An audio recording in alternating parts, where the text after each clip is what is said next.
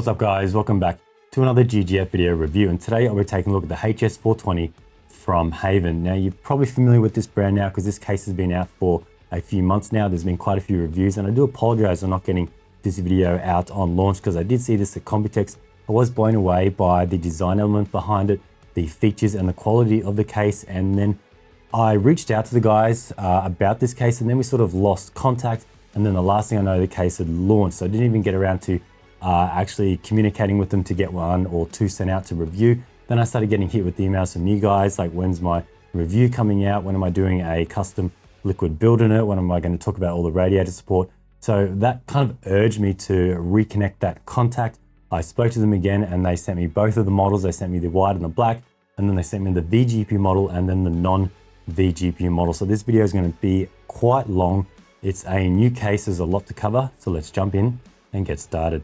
When I saw this case at Computex earlier this year, I just knew it was going to be special. When it comes to dual chamber fish tank style cases, we really haven't seen much change or development in this design in the past 5 years. I would say Fandex has probably been the best so far to expand on this design with their MV lineup, especially the MV7. But now we have the HAVN HS420, another chassis to really create something unique in the dual chamber space. Like the MV7, the HS420 is pleasing to look at from all sides and angles. Both these cases do a fantastic job at hiding all external screws, but I feel the HS420 is just a touch nicer due to the all-rounded corners, and that curved glass side panel is gorgeous, but that is just my personal opinion.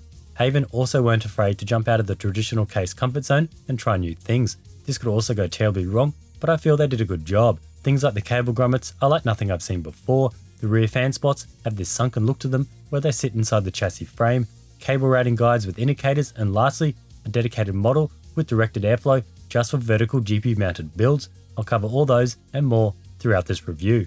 The HS420 comes in two distinct models, a VGPU model which is specifically designed to improve vertical GPU thermals, and then a model without this option. You might be thinking, well, just about every other case brand can do this with just one model, so why does HAVN need two separate models? That's because the VGPU model comes with a vertical mount, a Gen 5 riser cable, angle bottom triple 140mm fan tray, and this rather interesting glass duct that can be attached. Personally, I feel having two separate models is the right way to go about this, or have the complete vertical kit as an optional extra. This is because traditional cases just aren't optimized for a vertical layout, as you'll always have some compromise in thermals due to the GPU being too close to the side panel. The only drawback to this is the VGPU model of the case does not come with any bottom radiator mounting like the non-VGPU model does. You get the angled fan bracket instead. So if you went with a custom loop with a vertical GPU, there is no option for a bottom mounted radiator. Both models of the HS420 come in either black or white. Although the white model isn't fully white, there are some bits here and there that are black, but once the chassis is all back together, the only parts you'll see that are black is the edge of the bottom dust filter, and the very top panel's dust filter has some black accents as well. Dimensions come in at 547 high, 260 wide, and 541 deep. And for a case of this size, it comes in at a whopping 18 kilograms. Now not everyone likes heavy cases, but the HS420 is the good kind of heavy. It just feels so premium, it's hard to explain. Yes, nearly all the chassis is made from steel, but it's just so well finished, I didn't think steel could look and feel so good. Then there's the paint finish as well. I don't think I've seen such a quality paint job on a case in a long time, and this applies for both the white and black models. As I said earlier, the HS420 does a great job hiding all side panel screws. The only telltale to actually getting inside the chassis is the nice pull tag at the rear on the top panel. This is made from a grey fabric and can be removed if for some reason you don't like it. And let's take a minute to talk about the top panel, which is locked in from the front and then magnets hold it down at the back. I just love the vent design and how good this looks having depth to it rather than just a traditional flat cutout like on other cases. Once the top panel is removed, this is where all the business happens for getting inside the case. All four sides are secured in from the top, 4 screws for the glass main side panel, 2 for the rear side panel, and 1 for the back panel. The 4mm tempered glass side panel has zero tint on both models, which I like, and HAVN has included some indicator stickers to help remove this curved panel. It is a bit tricky at first, but this panel lifts up and forwards at the same time. For reinstalling the glass side panel, I found it best to line up the 3 rollers on the main side with the cutouts and slide it down. The guide on the front top edge is also a nice touch. Like many cases of recent, the HS420 features a pillarless design, which means there is no support pillar on the front corner of the chassis. The whole reason behind this is to give us a better view inside the case to see our hardware. The main drawback of removing this corner pillar will be the loss of structural support. Some brands do this well, and others not so well. Most of the time, if there is any top sag, the glass side panel will normally correct this. But in saying that, the HS420 is by far the strongest I've ever tested, and I've gone through a lot of pillarless cases. There is absolutely zero flex in this top panel whatsoever, and it just feels rock solid. HAVN have done a great job reinforcing this top area from the get-go, and the pillarless implementation wasn't just an afterthought. The backside panel is removed via 2 screws and doesn't fall down as 2 magnets hold it in place. This panel follows a similar design to the top, but instead the cutouts are flat and not raised. Also, the cutouts cover the complete area of the rear panel, and HAVN have done a good job on minimizing flex here. With this much material removed, I really thought this panel would just flop like a sheet of paper, but the inside structure of the mesh filter is made from thick plastic, which helps reinforce this panel. The very back panel is removed via 1 screw and is also held in by 2 magnets. You'll need to remove this back panel to access areas like rear fan and PSU locations. I'll cover these parts later on. Think of this back area as more of a cover panel to clean up the rear of the chassis. For dust filters, one can be found at the bottom, which slides out from the front. This is a little tricky to remove at first, as you need to pull equally at each end at the same time for the filter to slide out. If it starts to angle or favor one side, it will snag. The chassis also sits flush to the ground, which is starting to become more popular with brands as it gives it a much cleaner look. Large cutouts can be found at the bottom, along the front, main side, and rear for air intake, as well as a small one at the back, which is also reinforced and doubles as a lifting spot when picking up the case. You may have noticed the back panel features a removable dust filter at the bottom, but not at the top. That's because HAVN have designed this case with 2 rear fan locations instead of just 1, like on most cases. The bottom is for intake, hence the dust filter, while the top is for exhaust. The way these fans are installed is like nothing I've seen before. These spots can either hold 120 or 140mm fans. If going with 120mm fans at the rear, you remove the fan plate from the case, mount your fan on the bracket, then install the bracket back into the case. If going with a 140mm fan, you just ditch the bracket altogether and mount the fan directly to the case. For me, I do like how the fan sits on the outside of the chassis, but inside of the rear panel for a hidden look. But for some, they might find this a deal breaker, not being able to show off your fans completely. The gap clearance for fans is a tad over 30mm, so most fan thicknesses should fit here. The other 2 dust filters you'll find is the huge one I mentioned earlier that's built into the rear side panel, and then there's the one built into the top panel as well. Front I/O can be found at the very top towards the front and seamlessly blends in with the top panel design. Here you'll find the power button with the built-in power LED, 2 USB 3.2 Gen 1 Type A ports, 1 USB 3.2 Gen 2 Type C, and an audio combo port. Although the website states a reset button, I could not find it, nor is there a cable for it. Moving inside the HS420, you find a clean working area with no crazy panels, covers and so on. You find only up to 6 PCI slots, and I'll cover one issue I found with this in the outro.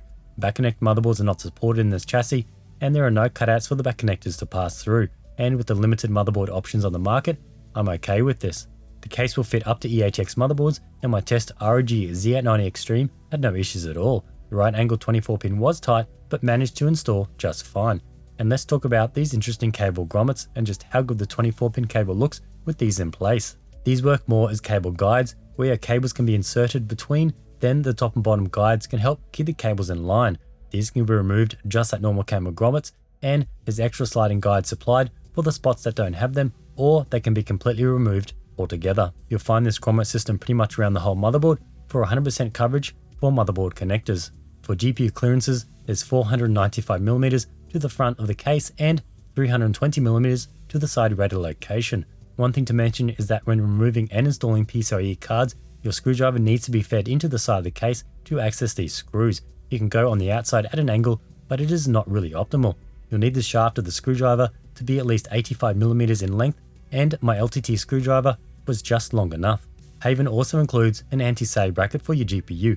Found this worked really well and eliminated any sag. It can accommodate many GPU lengths, even water-blocked cards. This is because the bracket mounts to the bottom cutout and slides along the cable grommets. The bracket has adjustments up and down as well as in and out to fine-tune that exact spot. It can also be removed altogether if not required. One thing to note is that this anti-sag bracket is not included on the vGPU model of this case. GPU width for water block cards is 190mm and found my test Strix 4080 with an alpha cool block installed just fine, while for CPU air cooler height there is 195mm of clearance. Around the back you find the PSU location at the bottom. Power supplies are fed in from the back and are screwed in. Here I had no troubles installing one of the largest units I have. For storage support, HAVN has gone about this differently. Instead of adding multi-SSD areas behind doors and multi-slate options, all storage is found along the side radiator location.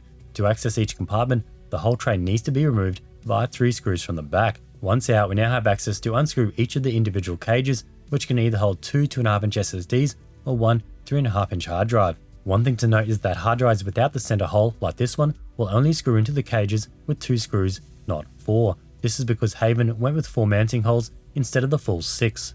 Now if you wish to use the side radiator bracket for fans, AIO, or radiator for a custom loop, all these drive cages need to be removed, heavily compromising the storage possibilities in the case, but HAVN does have one backup option if you go down this route. One of these drive cages can be installed behind the motherboard tray, giving you at least 1 hard drive or 2 SSD spots if you need the side radiator mount for fans or radiator, but I will admit, putting the drive cage back here does eat up quite a lot of cable management space. And speaking of cable management, HAVN have tried really hard in this area with multiple cable routing channels for dedicated motherboard cables. I did a quick test with my Strix 850W Gold PSU with stock cables. EPS cables run up and along the top, while the 24-pin runs down along the side. The bottom horizontal channel is for front I/O cables and any other bottom motherboard connectors. Obviously this isn't a completely built system, but just an idea on how this works. I'll cover how my final build went with this cable management setup in the outro. HAVN also includes 2 6-port PWM fan hubs. These are powered via a single SATA and controlled via a PWM connector. With the current state of daisy chain fans and USB fan controllers, I want to know your thoughts if you find value in having these hubs in cases. These can also be removed if you wish. For all-in-one cooler support, the 2 main locations will be the top and the side. For the top, you can fit 420 or 360 AIOs. My test Asus Pro 420 AIO installed at the top just fine, but it is going to be tight reaching top motherboard connectors like EPS and so on. Now with an all-in-one cooler at the top and fans, we can see how the top cable routing channel works. The only problem I had is that the fan cables on the Pro AIO aren't long enough to reach the fan hub, so keep in mind as some fan extensions might be needed. 360 AIOs installed fine as well, but top motherboard clearance was better. For the side location, both 420 and 360 AIOs are supported, and this area is sunk in a bit, giving you 63mm of clearance thickness if running long GPUs. Both my test ROG Strix 360 Ryujin 3 and 420 Pro AIOs managed to install with long GPUs. For custom water cooling support, I'm going to once again use Reservoir as I feel they have a great range of radiators and their white lineup of rads match most white cases best. I'll cover all 140mm radiator standards first, then drop down to 120mm rad sizes. There are 3 radiator locations in the HS420, top, side and bottom, and all 3 spots sport removable radiator brackets. The top location supports up to 420 radiators, and this bracket is removed via 2 screws and slides out. As the top location only has 55mm of clearance here, I found nearly all my test 420 radiators were just too large up here. The only radiator that I do have that did fit was a slim Hardware Labs GTS420. The radiator is so wide that the mounting holes didn't line up. The bottom radiator bracket is locked in via 1 screw at the back and slides out. One nice touch here are the rubber dampening pads on this bracket to eliminate any rattle. I had no issues mounting my test UT60 420 60mm thick radiator with 30mm thick fans here, as clearance is pretty much unlimited. There's a whopping 125mm from this bracket just to the bottom of the motherboard. Moving on to the side location, and this bracket is secured by 3 screws at the back. A rubber dampening system is also used for the tabs that slot into the case to help eliminate any rattle. One thing to note here is that there is no rear space behind this bracket in the back chamber. All clearance is in the main side of the chassis. 420 radiators are supported here, but my test UT420 will fit, but due to the design of the ports on this radiator, once populating all ports with stop fittings, this then made the radiator just a fraction too long and caused it to fail. This isn't the first time I've come across this issue, but something to keep in mind when using radiators with drain and end ports. Max length for side radiators should be kept at 470mm or less, and to make things even harder for the end user, the Elvical website actually states their rad length measurement without stop fittings installed, but this Hardware Labs GTS420 is 455mm long and installed just fine. For max radiator thickness in the side location, it's going to be pretty much unlimited if not going with a top or bottom radiator, but with my same test UT6420 at the bottom, the side has 95mm of clearance for radiator and fans. So for a full 140mm radiator setup, I'd stick to fans only at the top, a thick 420 radiator at the bottom, and a medium-sized 420 radiator in the side location. Moving to 360 support, and up the top, I'm now able to fit an HAVN HS420 360 45mm thick radiator with 30mm thick fans. This is because 360 radiators aren't as wide as 420s and can now drop down past the motherboard and memory. But in this example, a 45mm thick radiator is the max I could go here with my test Corsair Dominator titanium memory. But with some more reasonable size memory like this Trident Z kit, I can now actually fit a 60mm thick UT60 with the same fans. The bottom location stays untouched, and even with this ridiculous 86mm thick monster 360 radiator with 30mm fans, we still don't go past the motherboard. With my test 360 radiators at the top and the bottom, I found that these are offset to each other, and the top radiator is slightly closer to the side location than the bottom. The clearance from the side to the top 360 is 90mm, and if only going with the bottom radiator, the clearance here is 105mm. Here I was able to fit a 60mm thick UT60 360 with 30mm fans. Tube routing may be tricky, but with a 45mm thick top radiator, I could drop this side rad down for ports to clear. Overall, for a 120mm radiator setup, I found it best to keep the top to a medium-sized 360 radiator, the side medium to thick 360 radiator, and the bottom you can go balls out with the 360 as large as you like. Alrighty guys, now like always, let's check out the final build.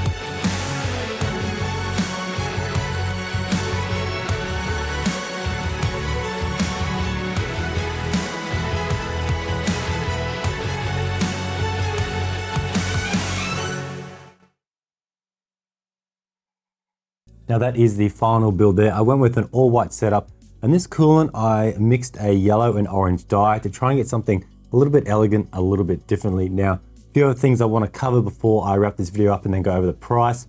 Now, the res support I haven't covered yet. As you can see, I have a 240 AlphaCool core. That's one of their flat reservoirs. It's not the distro. I didn't want to do a distro, obviously, with this custom CPU block. A distro would not have worked. There's no room to get those lines over. So I went with the standard reservoir. Other options you could do a 360 flat reservoir on the side. It's going to be tricky with the big bottom radiator. You'll probably have to not go with a side radiator. You'd have to try and squeeze one in the top.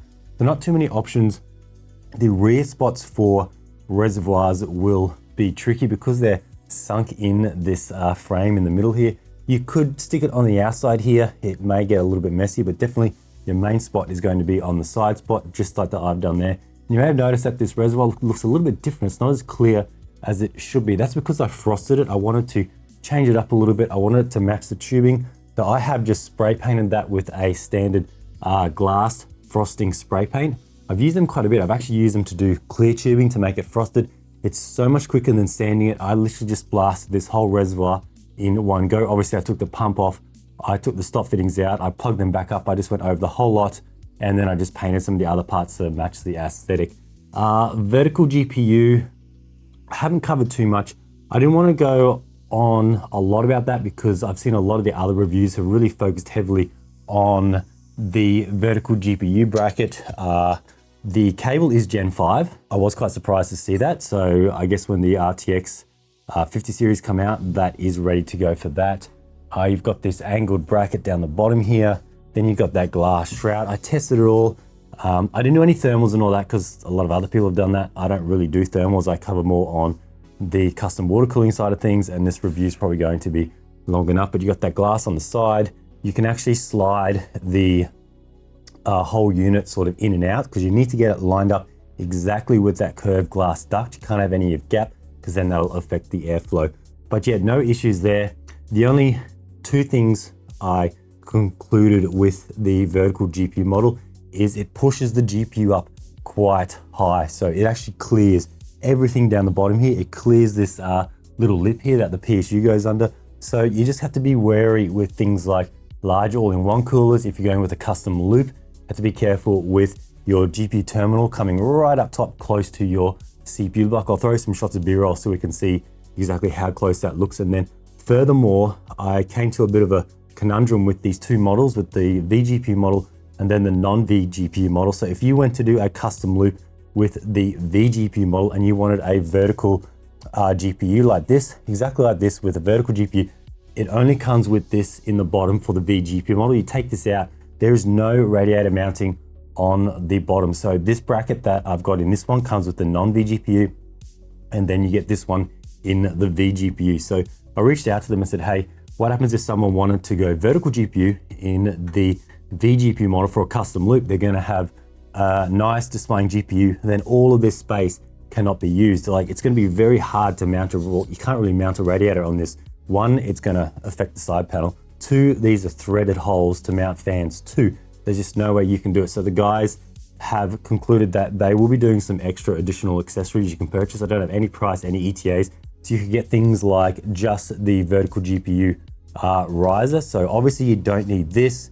You don't need the duct if you're going with a custom loop for a vertical GPU. You don't need any of that airflow at the bottom. You really want to use a radiator. So you could either go with the non-vGPU model like I've got here, just buy the vertical riser kit, slap it in, and away you go. Or if you've already bought the vGPU model of the case, you can buy, eventually when they release it, just this bottom radiator bracket, and that will allow you to mount a radiator, because you've got all this beautiful room down here that's going to be wasted if you can't put a radiator. Because a lot of cases when you go with a vertical GPU, when you want to go to custom water cool, you eat up a lot of that bottom radiator space, because normally your motherboard goes down to the bottom. So it's very hard to fit a thick radiator and go with a vertical GPU, just the way that most cases are done. So good option there that they will be releasing all those extra parts. Rear cable management, no issues at all. I really tried to use all of those cable routing ducts. I'll get some shots of the back. I used all those channels. I even used thick custom cable mod cables, because originally in the first part of the review, I used stock PSU cables. So I wanted to see how it went with using something like stock PSU cables. They are normally thinner, they're finer, and then I went with some thicker cable mod cables. No issues there. Everything worked out nicely, and I still managed to keep that room around the back for that storage hard drive cage, just in case you still wanted to use that. So I didn't really eat up any of that space. I just wanted to solely use that cable routing channels. Another issue was with the 6 PCI slots on the back. PCI, PCIe, that's what some people call them. So there's only 6. Now the issue is that you won't be able to use the very bottom slot on your motherboard, because it actually goes lower. So that needs to go in the 7 slot, which is not on this case. Now I reached out to them about this. I said, hey, I wanted to know their reasoning behind this. Why was their move? And they felt like not many people are going to be using that bottom slot for, say, sound cards, so on. But I just want to bring that up for you guys. If you are looking at this case and you need to use your primary slot, you need to use normally your secondary 16 by slot that runs it by 8, or sometimes even gets disabled. And then sometimes you have a board that has a 4 by down the bottom, maybe a 1 by. Some people use a sound card, a network card, or so on. That would not fit in that case, in this case, because it needs the 7 slot. So the guys thought it was more important to get that 140mm fan spot down the bottom, and that's why they've shifted it up a bit. You just can't put a card in the bottom, so that might be a deal breaker for you. So it's either going to be fine for you or it's not. You'll know if you use that card or not. So I just wanted to let you guys know. Another interesting thing I've seen on their website is this here. I had to quickly look it up because I knew it supported this, but this is a VESA mount for a screen. So you can throw something in like a 13-inch screen. This goes in well, it can go anywhere you want. It goes in a radiator spot. You can slide along the bracket, you screw it in. This can go, it's meant to go in the side, and then you can vertically mount a screen. Obviously, when you jam-packed out a build like this with a custom loop with 2 massive radiators, you're not gonna have room for that. So if you went with a cleaner build with an all-in-one cooler at the top, fans at the bottom, you've got some good airflow, you've got a vertical mounted GPU, you've got air going straight from the bottom to top. You don't really need a side radiator. You can throw in a nice big fat screen. It's got to have a VESA mount on the back. I'll put up the measurements for these. It looks like it's going to be like 40, 50, 75. It's got 2 or 3 sets of mounting holes. So I'll put those sizes up in case you already have a screen. That's something cool and just something a little bit different you can do. The manual was really well thought out, especially for this new case company. Even cases I reviewed today where the brands have been around for many, many years, That's one thing that really lacks is the case manual. Now, it just comes down to things like installing everything. What does everything do? What are all the parts you get? A lot of manuals you find these days just lack all of that information. Now, building in the case, overall, I was really impressed with just what I'm pretty sure you already know this. You've already seen a lot of reviews on this case. It's a really nice chassis. The only issues I had with some of those ones I mentioned are, as you can see, I have done a pretty sick looking build. Nothing too much out of the ordinary. I guess it's similar to a lot of the other ones I do. Now, I just want to talk about more about the hardware I use, and then we'll cover price, because this video is going on for quite a bit, because I really knew you guys wanted a full review with the water cooling side of things. Well, with Alphacool water cooling all around, this CPU block, it's not the first time I've used the stealth tubing one that's from Modding Cafe. So the tubing runs, or the coolant runs, actually go through the mounting socket in the case. It goes through one in each corner, and then it gets plumbed up at the rear. Now this one is the special Z790 formula one. It actually interconnects to the VRM water block as well, and that does the whole loop, and it just makes it just so cool around that whole area, not having any tubes at all. So we have a 14900K, we have the Z790 formula, XPG Lancer RGB memory, XPG storage. We have a 4080 GPU, and that's got the Alphacool block. I did paint the backplate white. I really wish more companies would come out with more white options for their GPU blocks, especially with the backplate. Nothing else needs to be white, just the backplate, because every time I have to paint these, and then it's really hard to use them again in a different themed build if I don't want to use white. Then we go with Alphacool fittings, and then that core flat reservoir there, and then two massive radiators. We've got the Monster 360. I thought, well, sometimes using bigger rads in a case, it sometimes is a little bit off-putting. The ratio doesn't look right, because normally if you put in the bottom, it creeps up way past the motherboard, and you don't see all of your nice components. But this one, I thought, well, this still hasn't come up past the motherboard, because you got all this room at the bottom here. So I thought, let's go with an 86mm thick Monster. It doesn't cover that. And then the side one is a 60mm UT60.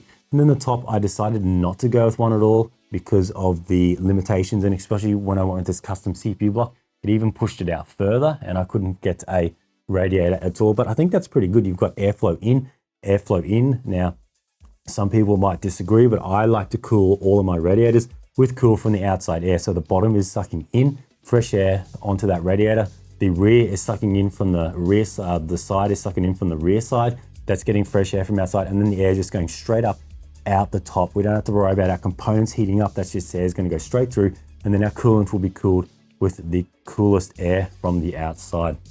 Yeah, a little bit rushed on all that, but I knew this video was going to be quite long. Now, the price of the chassis, so for the non-VGPU model, so this one, the one that doesn't come with this, doesn't come with the riser, doesn't come with that glass duct, you're looking at $199.90 US. So basically bang on $200. And then for the VGPU model, which comes with obviously all the vertical kit, the duct, the bracket here, and then the Gen 5 riser cable, and all of this unit is $269.90, so $270 for that. So there is a bit of a jump up for that, but you are getting the glass, you're getting this, getting Gen 5 riser, and then the bracket. So that's probably justified there. But if you really need the VGPU model, you really need to sort of think whether you're going to go down that route, because if you don't, then you have wasted a little bit of money if you don't need it. But one thing I didn't mention is once you do have a vertical GPU, and it is rock solid. Like, this bracket works well. It's got good bus support. A lot of cases do a bit of a half-assed job when it comes to vertical GPU mounting, but you can see that HAVN have really implemented this from the start. They've wanted to tackle that. A lot of cases don't do it well in terms of the stability and the cooling, but they have done a really good job on that. But anyway, I think that's it on this video. It has been a long one. I do apologize for not getting this out on launch. There was a bit of a sort of a mix up with communications, but I saw all your emails, I got all your messages, and I really wanted to push this out before the end of the year so you could check out this review and see if you really wanted to pick up this case. But anyway, I want to thank HAVN for sending this out to check out, to review, and do this awesome build. I want to thank you guys for watching, and we'll see you in the next one.